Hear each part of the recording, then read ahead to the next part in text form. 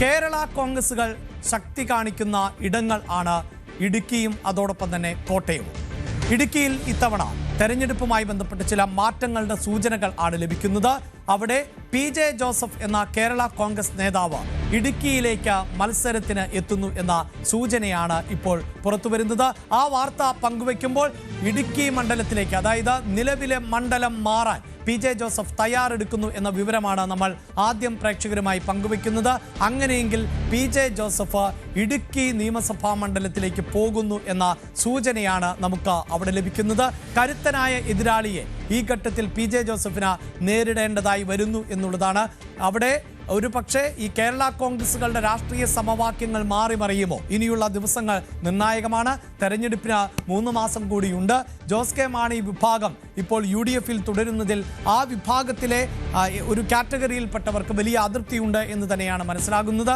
LDFിൽ തുടരണമോ എന്നത് ജോസ് കെ മാണിയുടെ പാർട്ടിക്കകത്ത് ചോദ്യചിഹ്നമായി മാറുന്ന സാഹചര്യമുണ്ട്. LDFിനൊപ്പം തന്നെ ആയിരിക്കും എന്ന് ആവർത്തിച്ച് പറയുന്നുണ്ട് ജോസ് കെ മാണി. എങ്കിൽ പോലും അതിൽ മാറ്റമുണ്ടാകുമോ എന്നത് നമുക്ക് ഈ ഘട്ടത്തിൽ അറിയില്ല. അങ്ങനെയെങ്കിൽ ജോസ് കെ മാണി വിഭാഗം UDFിലേക്ക് എത്തുവാനുള്ള സാധ്യത തള്ളിക്കളയാനാകില്ല.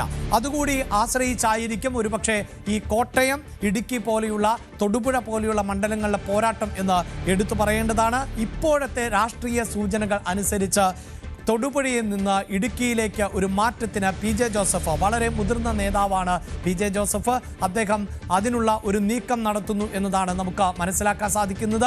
ഇപ്പോഴത്തെ പശ്ചാത്തലത്തിൽ ഇടുക്കിയിലേക്ക് പോകുന്നുവെങ്കിൽ അവിടെ നേരിടേണ്ടതായി വരുന്നത് റോഷി അഗസ്റ്റിനെ ആണ് എന്നതാണ് എടുത്തു പറയേണ്ടത്. അതായത് നിലവിലെ മന്ത്രിയായിട്ടുള്ള റോഷി അഗസ്റ്റൻ.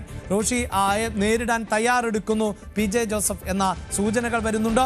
ഒപ്പം ഈ കേരള കോൺഗ്രസ് ഇടുക്കി സീറ്റ് വിട്ടു നൽകണം എന്ന ഒരു ആവശ്യം UDFിനുള്ളിൽ, പ്രത്യേകിച്ച് കോൺഗ്രസിന്റെ ഭാഗത്ത് നിന്ന് ഉണ്ടാകുന്നു എന്ന റിപ്പോർട്ടുകൾ പുറത്തു വന്നിരുന്നു. എന്നാൽ അങ്ങനെ സീറ്റ് വിട്ടുകൊടുക്കാൻ ഒരുക്കമല്ല PJ ജോസഫ് എന്ന സൂചനകൾ കൂടിയാണ് ഇപ്പോൾ പുറത്തു വരുന്നത്.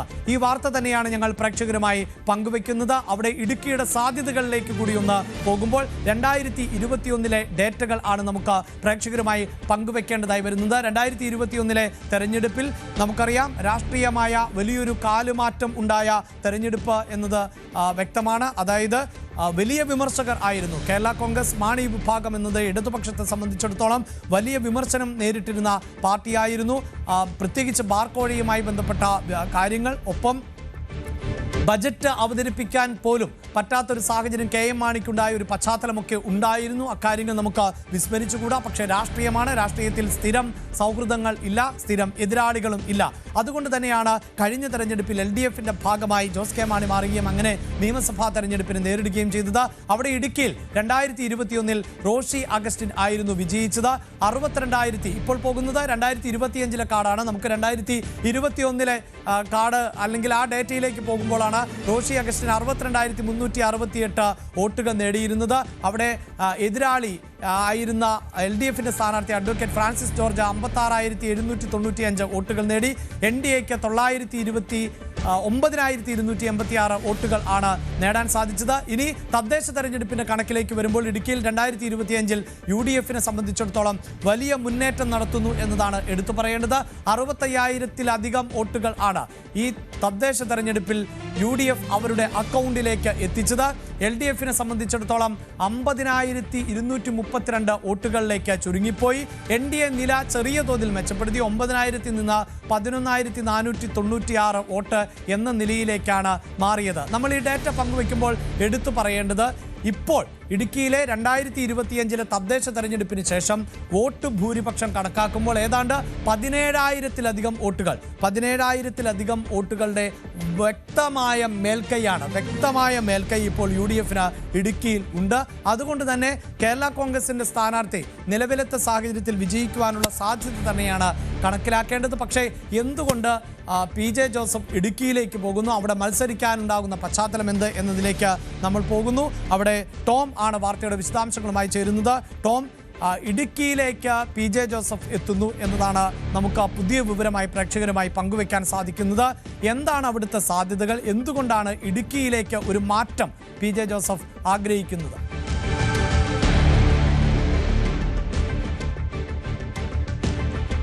അഭിലാഷ്, നമുക്കറിയാം കേരള കോൺഗ്രസിൻ്റെ വലിയ സ്വാധീനമുള്ള 2 ജില്ലകളാണ് കോട്ടയവും ഇടുക്കിയും. അതിൽ പ്രത്യേകിച്ചും ജോസഫ് ഗ്രൂപ്പിന് വലിയ സ്വാധീനമുണ്ട്. അത് തൊടുപുഴ കഴിഞ്ഞാൽ അവർ ഇടുക്കിയാണ്. കുറേ നാളുകളായി UDF കേരള കോൺഗ്രസ് മാണി വിഭാഗം ജയിച്ചു പോരുന്നൊരു മണ്ഡലമാണ് ഇടുക്കി. കഴിഞ്ഞ തവണ ഇടുക്കിയിൽ ഫ്രാൻസിസ് ജോർജും റോഷി അഗസ്റ്റിനും തമ്മിലായിരുന്നു മത്സരമെങ്കിൽ റോഷി അഗസ്റ്റിൻ വ്യക്തമായ മേധാവിത്വത്തോടു കൂടി ഇടുക്കിയിൽ വിജയിക്കാൻ റോഷി അഗസ്റ്റിനായി. അതായത് UDF ശക്തി കേന്ദ്രമായ ഇടുക്കി കഴിഞ്ഞ തവണ മാണി ഗ്രൂപ്പ് LDF എത്തിയതോടുകൂടി LDF ആ UDF കോട്ട തകർക്കാൻ കഴിഞ്ഞു. ഇടുക്കിയിൽ LDF വിജയിക്കാൻ കഴിഞ്ഞു. റോഷി അഗസ്റ്റിൻ അങ്ങനെ മന്ത്രിയായി. പക്ഷേ ഇത്തവണത്തെ സാഹചര്യം കഴിഞ്ഞ തദ്ദേശ സ്വയംഭരണ തെരഞ്ഞെടുപ്പിൽ UDF കട്ടപ്പന നഗരസഭ ഉൾപ്പെടെ പല നഗരസഭയിലും പഞ്ചായത്തുകളിലും വ്യക്തമായ മേധാവിത്വം നേടിയതിനു ശേഷം കോൺഗ്രസ് നേതൃത്വം, അതായത് DCC നേതൃത്വം KPCCയോട് ആവശ്യപ്പെട്ടിരിക്കുന്നത് ഇടുക്കി നിയമസഭാ മണ്ഡലം കോൺഗ്രസ് മത്സരിക്കാനായി ഏറ്റെടുക്കണം. അതായത് കേരള കോൺഗ്രസിൽ നിന്നും ഏറ്റെടുക്കണം, കേരള കോൺഗ്രസിന് പകരം മറ്റേതെങ്കിലും സീറ്റ് നൽകണമെന്നാണ്. ആ ഒരു പശ്ചാത്തലത്തിലാണ് ഇടുക്കിയിൽ മത്സരിക്കാൻ PJ ജോസഫിനെ എന്തുകൊണ്ട് രംഗത്തിറക്കിക്കൂടാ എന്നൊരു ആലോചന കേരള കോൺഗ്രസ് വരുന്നത്. അതായത് നമുക്കറിയാം 1970-കൾ മുതൽ 10 തവണ തൊടുപുഴ നിയമസഭാ മണ്ഡലത്തെ പ്രതിനിധീകരിക്കുന്ന നേതാവാണ്. കേരള കോൺഗ്രസിൻ്റെ അധികായനാണ്. ഒരു തവണ മാത്രമാണ് അദ്ദേഹം തൊടുപുഴയിൽ പരാജയപ്പെട്ടത്. ഇത്തവണ PJ ജോസഫിന് പകരം തൊടുപുഴയിൽ PJ ജോസഫിൻ്റെ മകൻ അബു ജോൺ ജോസഫ് സ്ഥാനാർത്ഥിയാകും എന്ന കാര്യത്തിൽ ഒരു വ്യക്തത വന്നിട്ടുണ്ട്. കാരണം നേരത്തെ തന്നെ അദ്ദേഹത്തിൻ്റെ പ്രായാധിക്യം 84 വയസ്സായി. അദ്ദേഹം രാഷ്ട്രീയത്തിൽ നിന്നും വിരമിക്കുന്നു എന്ന ചില സൂചനകൾ നൽകിയിരുന്നു. അതായത് തെരഞ്ഞെടുപ്പ് രാഷ്ട്രീയത്തിൽ നിന്നും വിരമിക്കുന്നു എന്ന ചില സൂചനകൾ നൽകിയെങ്കിൽ പോലും എന്തുകൊണ്ട് ഇടുക്കിയിൽ PJ ജോസഫിനെ രംഗത്തിറക്കിക്കൂടാ? കാരണം കോൺഗ്രസ് പറയുന്നത് കേരള കോൺഗ്രസിന് ഇടുക്കിയിൽ മത്സരിപ്പിക്കാൻ പറ്റുന്ന നല്ല സ്ഥാനാർത്ഥിയില്ല. കേരള കോൺഗ്രസ് മത്സരിച്ചു കഴിഞ്ഞാൽ കേരള കോൺഗ്രസിൻ്റെ ജില്ലാ പ്രസിഡന്റ് പ്രൊഫസർ MJ ജേക്കബിനെയാണ് പരിഗണിക്കുന്നത്. പക്ഷേ അദ്ദേഹത്തിന് വിജയസാധ്യതയില്ല എന്ന് കോൺഗ്രസ് DCC നേതൃത്വം പറയുന്നുണ്ട്. പക്ഷേ ആ ഒരു പശ്ചാത്തലത്തിലാണ് സീറ്റ് വിട്ടു നൽകാൻ തയ്യാറല്ല എന്ന വ്യക്തമായ സൂചന കോൺഗ്രസ് നൽകിക്കൊണ്ടാണ് PJ ജോസഫിനെ ഇടുക്കിയിൽ മത്സരിപ്പിക്കാനുള്ള ചർച്ചകൾ കേരള കോൺഗ്രസ് ആലോചിക്കുന്നത്. അത്തരം ചില ചർച്ചകൾ ഇപ്പോൾ പാർട്ടിയിൽ നടക്കുന്നത്. അതിൽ ഉള്ള പ്രധാനപ്പെട്ട കാര്യം ഇതാണ്. കാരണം PJ ജോസഫാണ് സ്ഥാനാർത്ഥിയെങ്കിൽ കോൺഗ്രസ് എതിർക്കില്ല. മാത്രമല്ല മറ്റു വിഭാഗീയത, മറ്റു പ്രശ്നങ്ങൾ ഉണ്ടാകില്ല. കോൺഗ്രസിനാണ് അവിടെ സീറ്റ് നൽകുന്നതെങ്കിൽ കോൺഗ്രസിനകത്ത് പ്രത്യേകിച്ച് ഇടുക്കി ജില്ലയിൽ വലിയ രീതിയിലുള്ള തർക്കങ്ങൾ ഉണ്ടാകും. ഗ്രൂപ്പ് തർക്കങ്ങളുണ്ട്. കാരണം കോൺഗ്രസിൻ്റെ ശക്തി കേന്ദ്രമാണെങ്കിൽ പോലും ഏത് സ്ഥാനാർത്ഥി വന്നാലും പരസ്പരം കാലുവാരി തോൽപ്പിക്കാനുള്ള സാധ്യതയുണ്ട്. പക്ഷേ PJ ജോസഫ് ആണെങ്കിൽ അത്തരം കാലുവാരിലുണ്ടാകില്ല. ഏറ്റവും സ്വീകാര്യനാണ്. പ്രത്യേകിച്ച് ഇടുക്കി ജില്ലയുടെ വികസനത്തിൽ ഏറ്റവും വലിയ പങ്ക് വഹിച്ച 7 തവണ മന്ത്രിയായ വ്യക്തിയാണ്. വലിയ വികസന ഇടുക്കിയുടെ എല്ലാ മേഖലകളിലും വലിയ ബന്ധമുണ്ട്. അവിടുത്തെ വികസന സാധ്യതകൾ തുറന്ന ടൂറിസം രംഗത്ത് അദ്ദേഹം ജലവിഭവ മന്ത്രിയായിരുന്ന സമയത്തൊക്കെ നിരവധി പ്രവർത്തനങ്ങൾ കാഴ്ചവെച്ചുകൊണ്ട് സഭാ നേതൃത്വവുമായി ബന്ധമുണ്ട്. ക്രൈസ്തവ വിഭാഗങ്ങൾക്കിടയിൽ സ്വീകാര്യനാണ്, ഇതര മതവിഭാഗങ്ങൾക്കിടയിൽ സ്വീകാര്യനാണ്. അതുകൊണ്ട് തന്നെയാണ് PJ ജോസഫ് അവിടെ മത്സരിച്ചു കഴിഞ്ഞാൽ ഇടുക്കിയിൽ വലിയ വിജയം നേടാൻ കഴിയുമെന്ന പ്രതീക്ഷ കേരള കോൺഗ്രസിനുള്ളത്. പ്രത്യേകിച്ചും ഇടുക്കിയുടെ ഒരു മണ്ഡലത്തിൻ്റെ സ്വഭാവം എടുത്തു നോക്കിയാൽ 1977-ലാണ് ഇടുക്കി നിയമസഭാ മണ്ഡലം രൂപീകൃതമാകുന്നത്. അന്ന് തുടക്കത്തിൽ കോൺഗ്രസിൻ്റെ സീറ്റായിരുന്നു. അതിനുശേഷമാണ് കേരള കോൺഗ്രസ് വരുന്നത്.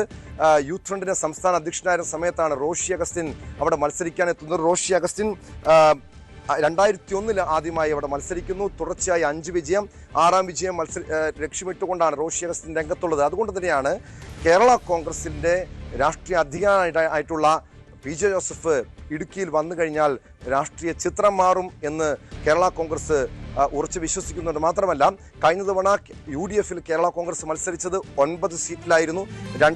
രണ്ടിടത്തും മാത്രം തൊടുപുഴയിലും കടുത്തുരുത്തിയിലും മാത്രമാണ് വിജയിക്കാൻ കഴിഞ്ഞത്.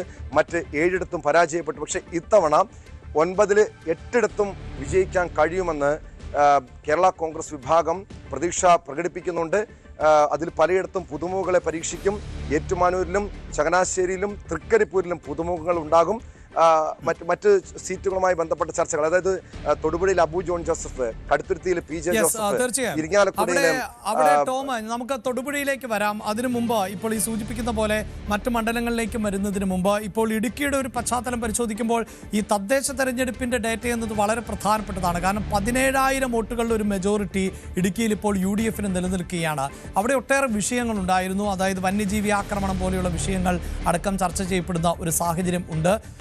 അതോടൊപ്പം തന്നെ ഇടുക്കിയിലെ ലോക്സഭ ഇപ്പോൾ തന്നെ ഈ ഫ്രാൻസിസ് ജോർജിനെ സംബന്ധിച്ചിടത്തോളം അവിടെ പരാജയപ്പെടുന്ന സാഹചര്യമാണെങ്കിലും പിന്നീട് MP സ്ഥാനത്തേക്ക് തെരഞ്ഞെടുക്കപ്പെട്ട ഒരു പശ്ചാത്തലമുണ്ട്. ഡീൻ കുര്യാക്കോസ് തുടരുന്ന സാഹചര്യം, MP ആയി തുടരുന്ന പശ്ചാത്തലമുണ്ട്. തൊട്ടടുത്ത മണ്ഡലത്തിലേക്ക് ഫ്രാൻസിസ് ജോർജ് എത്തുമ്പോൾ, പാലായിലേക്ക് എത്തുമ്പോൾ അവിടെ ഇതേ ജോസ് കെ മാണി വിഭാഗത്തെയാണ് പരാജയപ്പെടുത്തിയത് എന്നത് അടക്കമുള്ള ഒരു പശ്ചാത്തലം ഒക്കെ ഉണ്ട്. അങ്ങനെ എല്ലാം കൊണ്ടും ഇടുക്കി ഇത്തവണ അനുകൂലം എന്നൊരു കണക്കുകൂട്ടൽ കൂടി ഉണ്ടോ PJ ജോസഫിന്?